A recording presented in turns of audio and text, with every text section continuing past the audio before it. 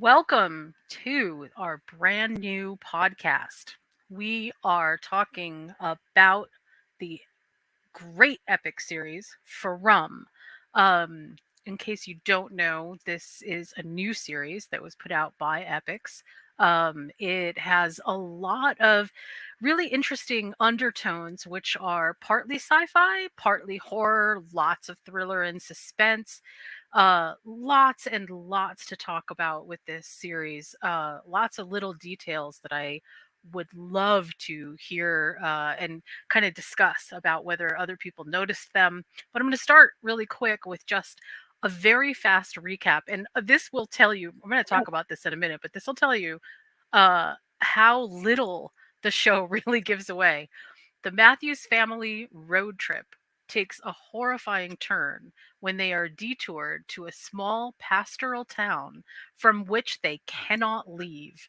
When their family RV crashes, Sheriff Boyd Stevens and other residents rush to save them before the sun goes down. So that's basically all that we had as the intro to the series From.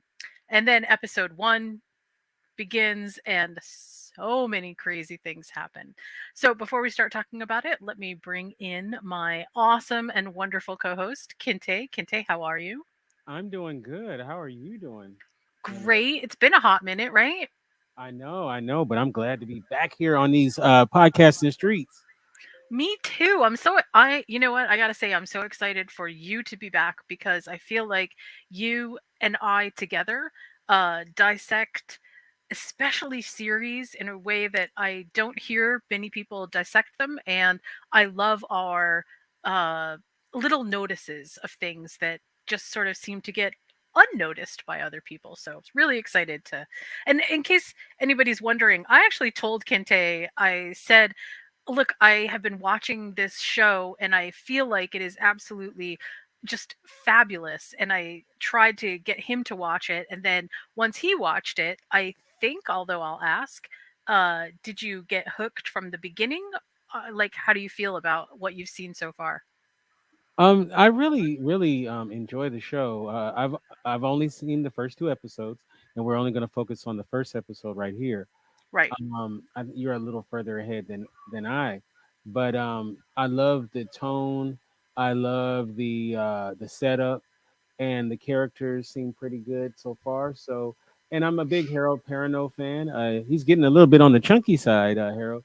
Uh, that's the first thing I noticed, but no, he's a fantastic actor, and I'm glad. And I think this is probably the first time that he's helming a show. I think he's always been like a supporting character or one of the main characters, but never really the main character. So I like that he's getting this shot.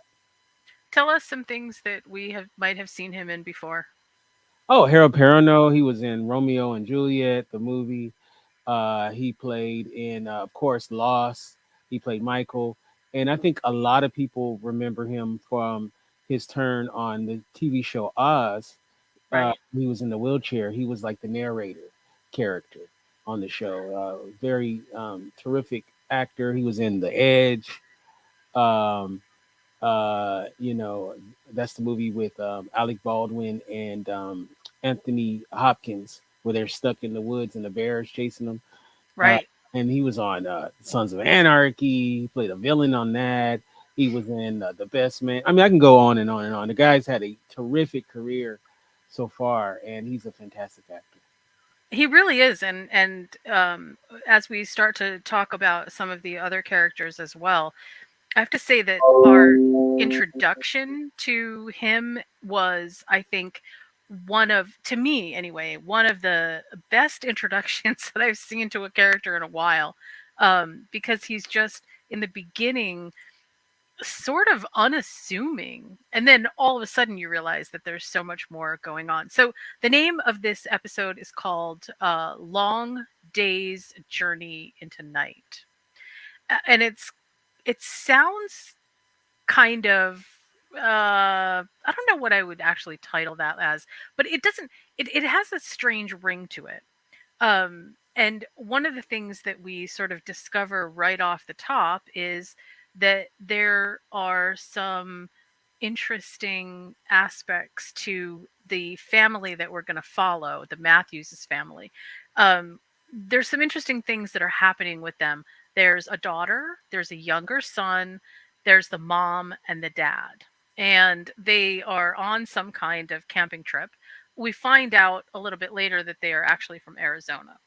And so they're on their camping trip, or they're on their in their RV going on some kind of trip, and they end up at a roadblock, which is a fallen tree.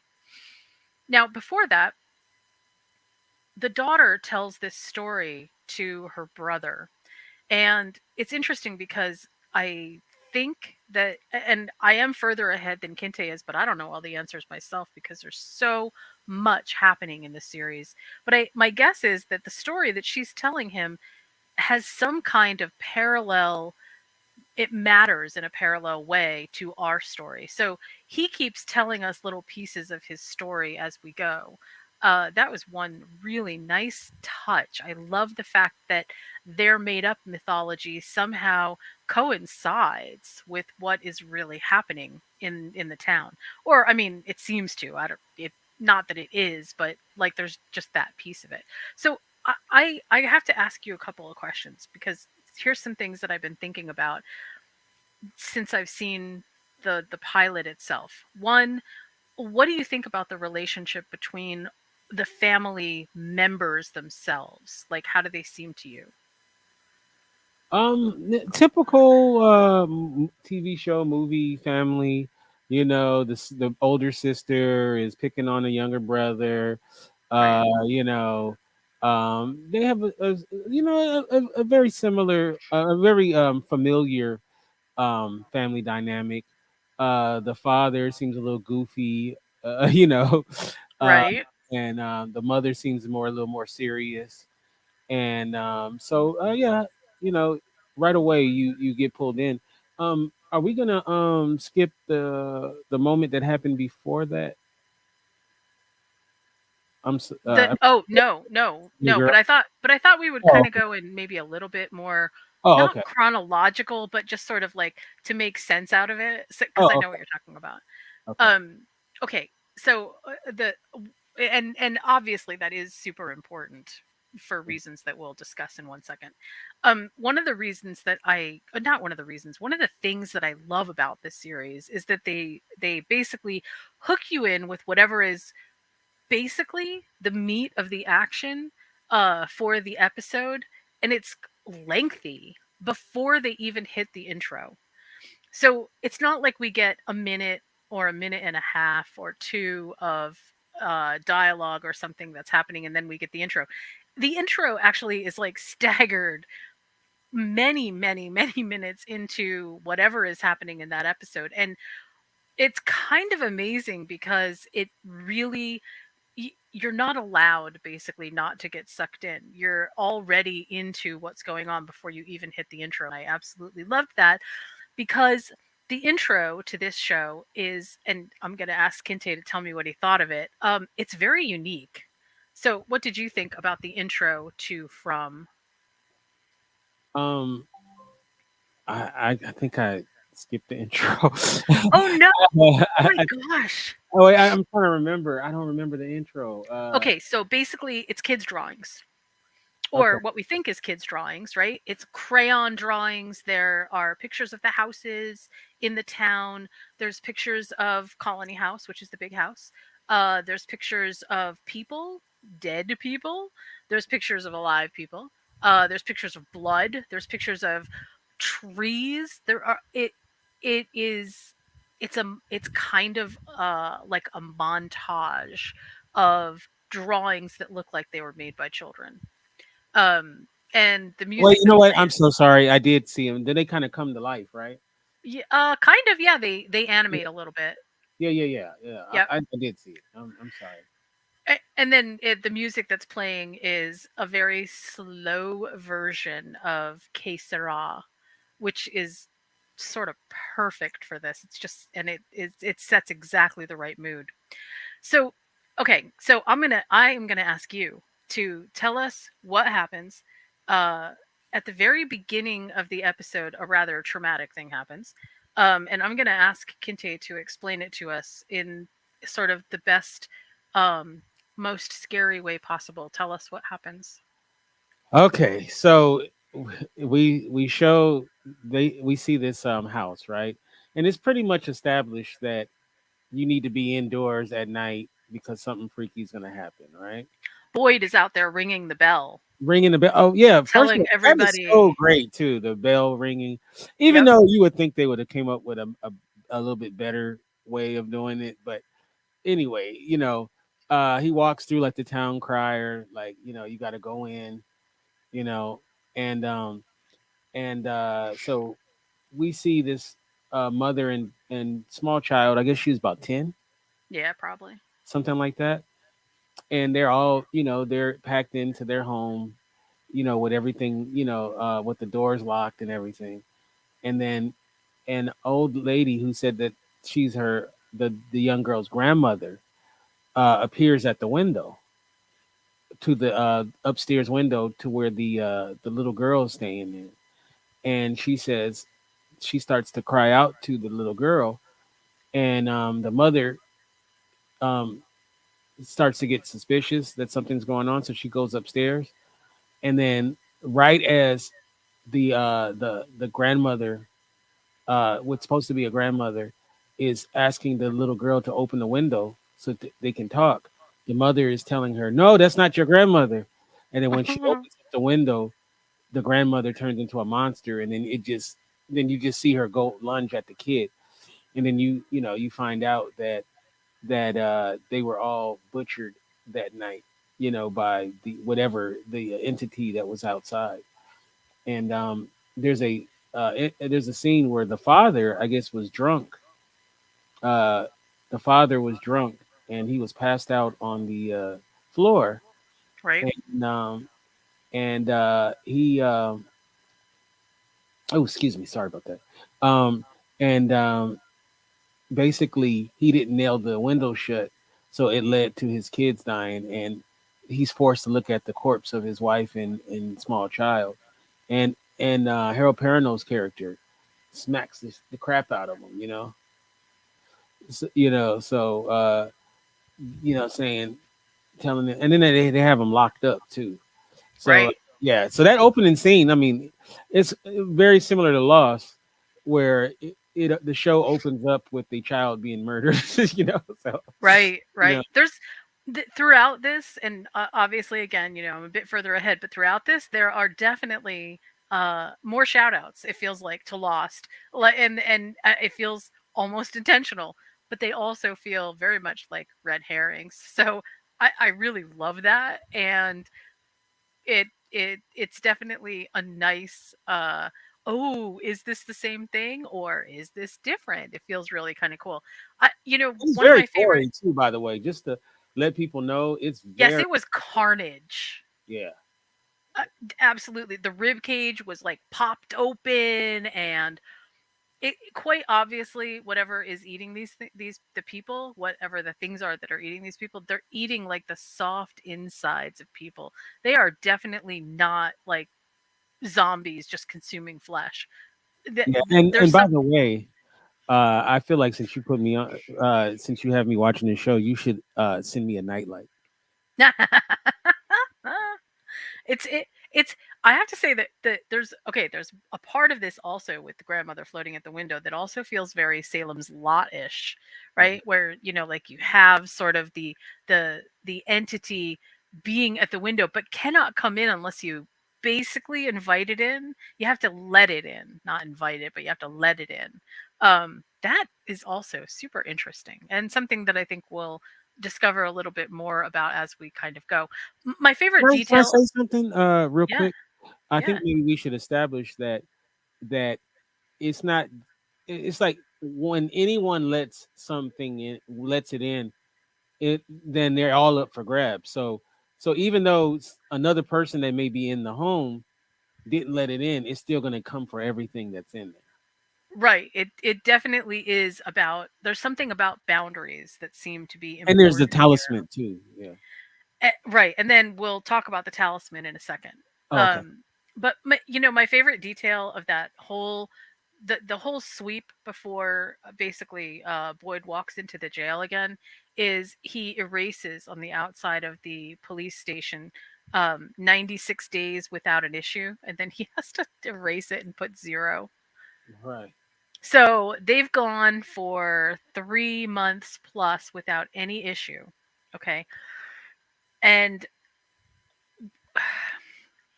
it's it's interesting to me because the pilot seems to be setting up that there are a lot of interactive details that we should pay attention to.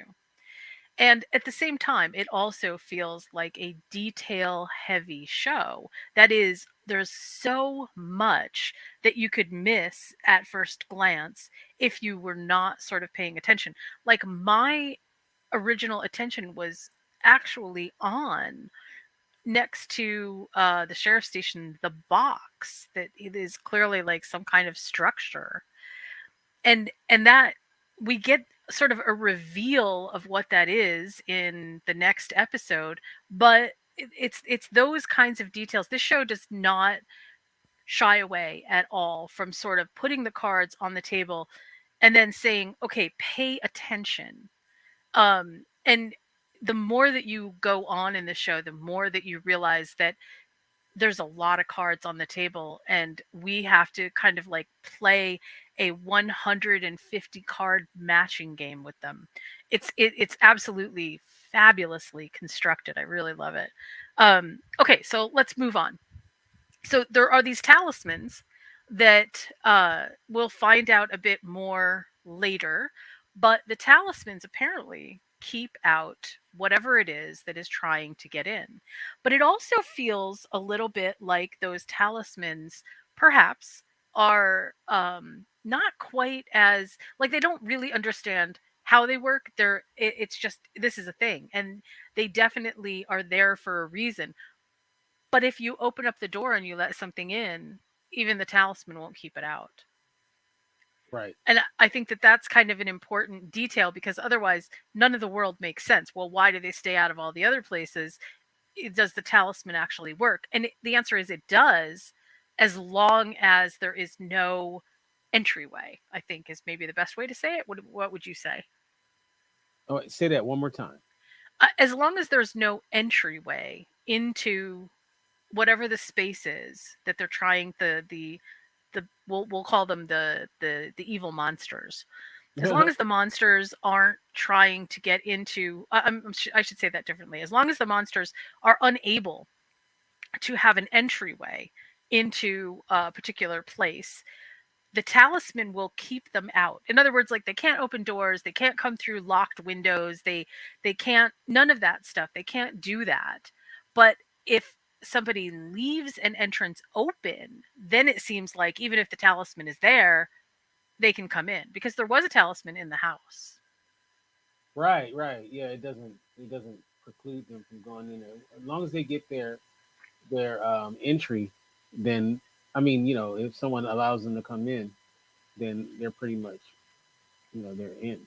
So it's kind of like the talisman are basically sealing the house after that. When the house is shut, it seals it somehow from the monsters being able to get in. But the moment that you break that seal, they're able to get in, which is also kind of I don't know. I can't remember hearing or reading a story that has had that as a premise underneath it. Have you? No, not at all. I can't think of anything. It's super cool. I really like it. Okay, so the Matthewses they come into the town basically after they hit this roadblock, which is this tree, and they get out and they kind of look at it, and I think at one point they even tried to move it. No, it's not going to move. It's too big, and they see the crows.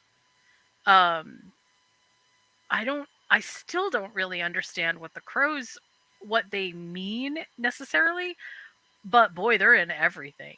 They're in they're in the town. They are 100% at that tree, and we see all of this imagery in the opening intro too. Do you have any idea of what they might be? I think the crows are generally are used as methods of dread and fear and whatnot. So I'm assuming that it's just in the I don't know a better way to put it in the crow lexicon. You know, So you yeah, think it's just symbolism? I think so. I mean, I could be wrong. I hope it's not. You know, From the minute that I first saw the crows, I thought that they were more than just like portents. They were something more. Like maybe the crows are some kind of messenger, or because then what we discover after the Matthews is come into town is everybody sees the crows. We don't find that out until a little bit later, but everybody sees the crows. Everybody who experiences going to this place sees basically those crows. So I don't know. Feels like there might be something there, but I don't know what it is. Okay, well, the reason that the Matthewses get stuck in town is they first of all they just keep going through it. So every time they take a road, even though they're going in one direction only, they still end up going in a circle.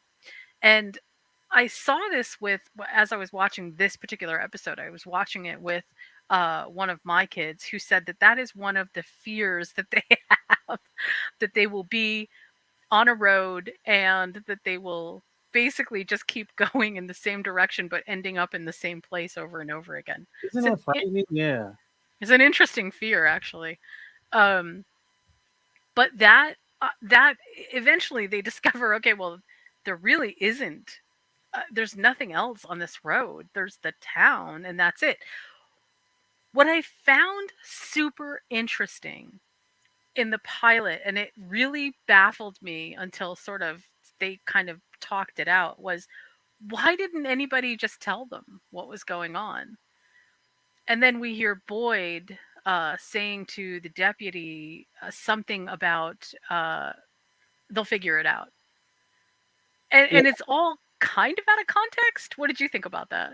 No, I figured that's what they were going for. Like, it's almost like they got to experience it because it's a think about it. If someone told you what it was, you know, like you're not going to believe it.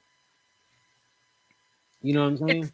It's totally. I actually yes, but it's so funny that when you're watching it, you really feel like um it just feels like you want somebody to reach out and tell them, you know, uh driving isn't going to help. Also, just from oh god, okay, so just from a pragmatic standpoint, I was thinking to myself, the people in town must want to stop these guys from traveling around and around in a circle because don't they need the gas? I mean, like that was my thought. My thought Yeah. was if they're stuck in this town, are do they have generators? What's happening? Don't they want the gas from that RV? They'd have to want to stop them. Uh, and interestingly enough, we're not really sure what is happening when they are going back to the town, how they are looping back around, right? We don't really know exactly what's happening there. But what we do know is that there's no escape, there's no off ramp, there's no other road to take. So they're actually stuck. There it just isn't any other place for them to go. Um, I kind of liked that, just because it it felt like if there was any other option, if there was like a little off road, if there was something else going on, it felt like that would leave too many loose ends for us to try to narrow down. I felt like it was like this was just perfect. Um, I I I want to ask you what you thought first of all of each one of the characters that we meet that are not the family, but like as an example, what did you think of the medic? Our I want to call her like I think she is a paramedic. I'm further ahead, so I know a little bit more. So I'm trying to like hedge this a bit. But I think she introduces herself as a paramedic. We see the shot of the ambulance What's her name? when, um, what is her name? Her name is it just completely escaped me just now. Um, Okay, the medic. We'll just go with the medic. I am so sorry. But she basically she. I have a lot of strong feelings about her, and when I first saw her, I had even stronger feelings toward the end of the episode about her. What did you think? I mean, she seems like someone who's very dedicated to her work, and that she's someone that I would say is someone that, I mean, I could be proven 100% wrong, but she seemed like someone that is reliable, and like she was willing to stay well in the I don't want to jump too far ahead, but uh, she was willing to stay. I'll say that before we get to that part. Um, when I wouldn't have been, Yeah, and I feel like that. I feel like she is like she sort of conveys. I feel like she conveys to us that sh while she is very hesitant about lots of things and clearly um scared isn't maybe the right word, but um she has this sense of almost foreboding is what I like. I feel like she senses that. um but she is the kind of person who feels like they fight through that stuff. They absolutely are the person who would jump in front of a car to save another person. It just She just gives me that feeling, which I really liked. I also really liked Kenny, who is the deputy. What yeah, what did you yeah. think of him? No, I thought he was cool too. I thought he's a good character. Um, I, and well, I don't want to get into that, but no, I think yeah, I liked him. He gave a good showing of himself in the first episode. Yeah, he definitely had a um I'm trying to think of a really good strong word to use, but he has a presence which is very sort of understated, but the character itself feels very developed almost from the moment that you meet him. Right. There is just something together about that character which I really loved. I have to say that I wasn't too excited about Jim and Tabitha, our protagonists who are the mom and dad in the family. Me neither. I I felt nothing for them. I felt like they were not like they weren't even sort of powerful figures in the beginning. I don't connect with them. In the pilot especially, it felt like wow, there is something so off about these two. And I couldn't identify it. I absolutely just couldn't figure out what it was. Like I felt more protagonist attraction toward the two kids who I was like, yeah, I wonder what's going to happen with these guys. They seem kind of cool. Um, and then of course there's a cast of some sort of other people who we'll get into a little bit later. One of the people that we do either who we should just at least touch on because we do see him in the beginning is his name is Father Kotri. Yeah, I Uh, like him. yeah, I did too. I did too. I felt like I don't know about you, but I felt like this is a man with some secrets. Yeah, This is a man who's got some he's got some things going on. I don't know why. Maybe because he's a priest, but yeah, I think that's what it is. I just felt like yeah, he's got some stuff going on.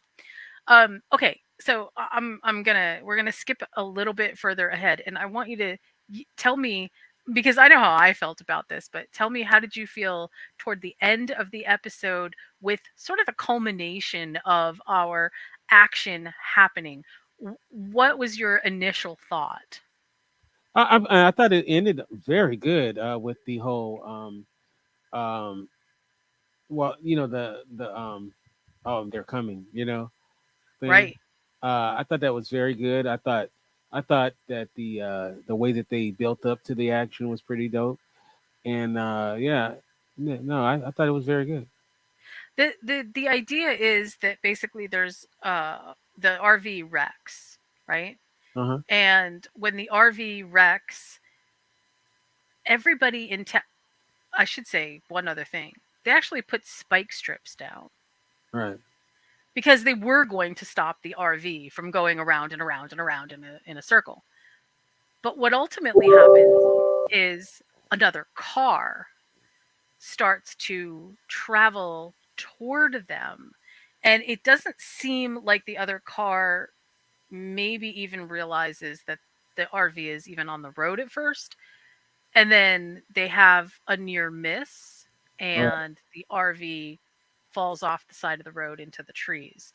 At that point, the rest of the town really does rally all of a sudden, like, oh my God, something big is happening. And okay, everybody, we have to work together to get these people out of there. Now, none of them know right away that there are two cars on the road. And without giving anything away, in later episodes, this is a huge deal. That the fact that there were two cars on the road is like, it just, for whatever reason, I don't know what it is, but for whatever reason, it is such a huge monumental thing for these people because it literally never happens. And it's like it's kind of like like the seventh seal opening. There's something that they are attaching significance to the two cars being on the road. So I can't wait to see what that's all about. But just so that we start off with, that was really important. Okay. um I wanted to just briefly also touch, because this is also really important and it's going to play a big part later, this relationship between Boyd and his son. Right. um what did you think about that? Um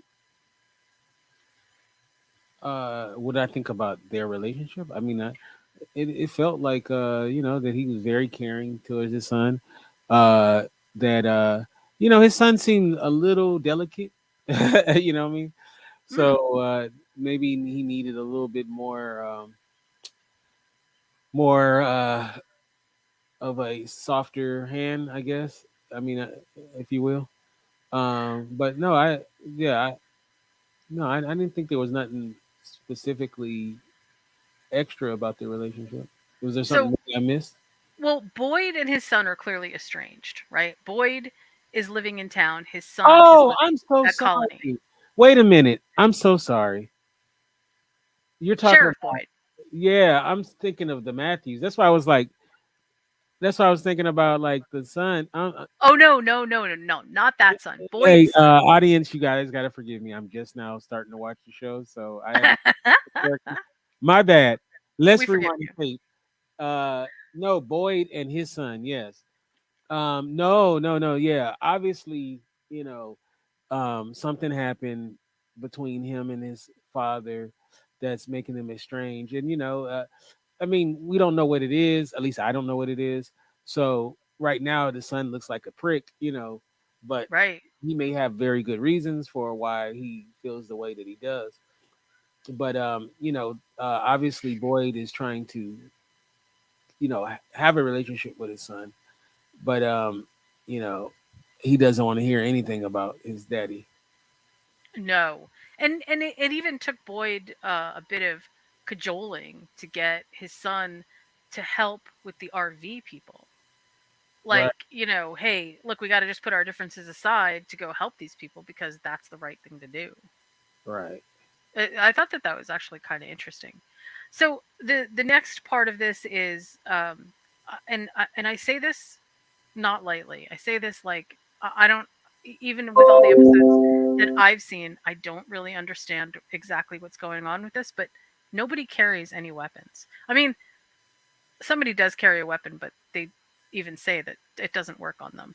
Um, they Nobody has knives. Nobody has razor blades. Nobody has, clearly, these things are not.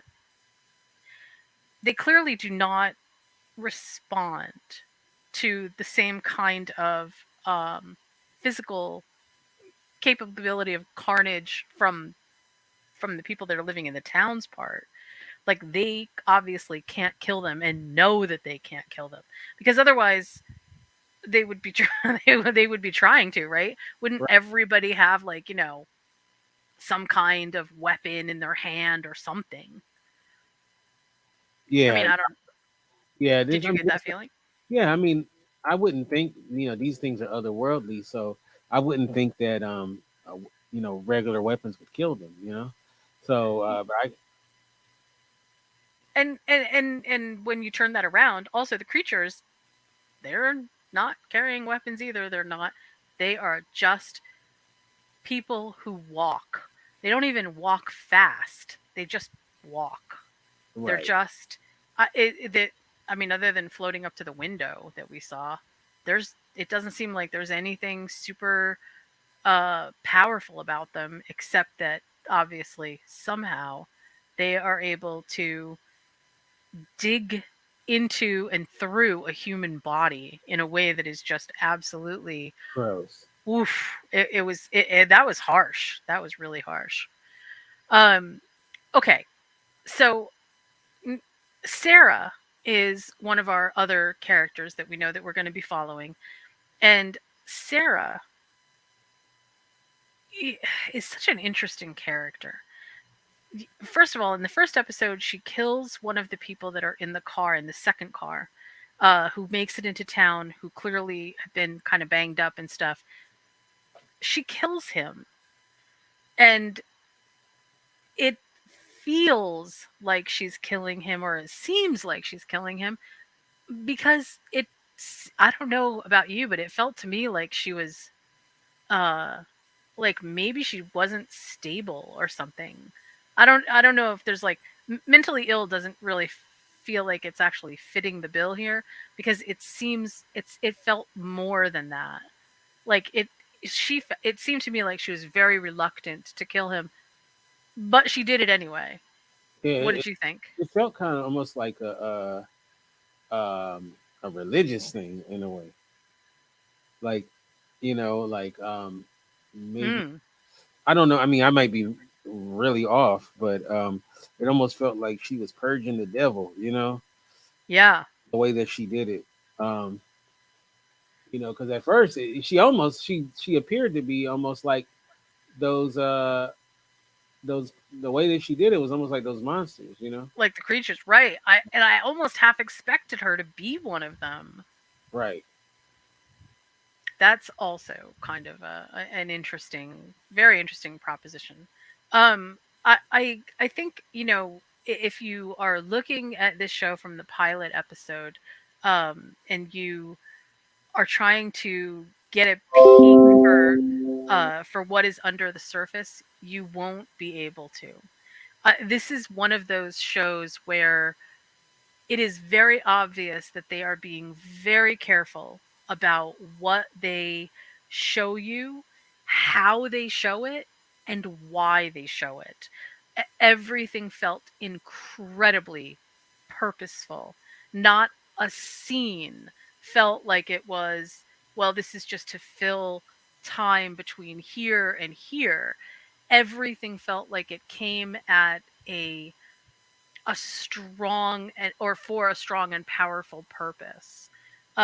What did you think about that part? Like, how did you think about the first episode's whole construction?